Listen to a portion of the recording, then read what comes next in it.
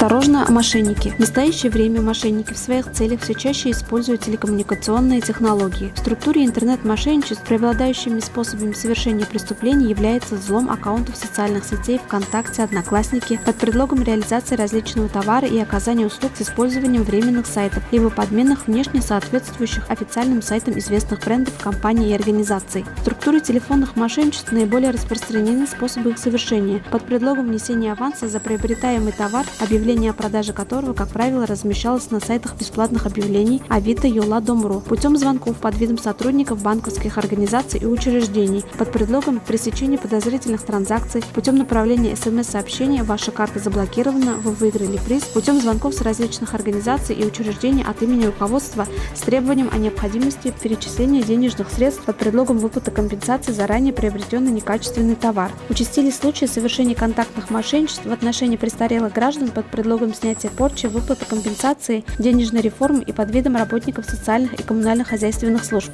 За 2020 год на территории Илишевского района зарегистрировано 17 фактов мошенничества общей уголовной направленности. По данным фактам возбуждены уголовные дела и проводятся расследования. Также с начала 2021 года уже зарегистрировано 4 факта дистанционного мошенничества, и по 3 из них возбуждены уголовные дела. Напоминаем, что в случае поступления на ваш телефон подозрительных СМС-сообщений и звонков с незнакомых номеров никогда не сообщать номер банковской карты, код карты, свои паспортные данные. Также сообщаем, что сотрудники любого банка никогда не запрашивают вышеуказанную информацию подобным образом. Будьте бдительны, берегите себя и свои сбережения.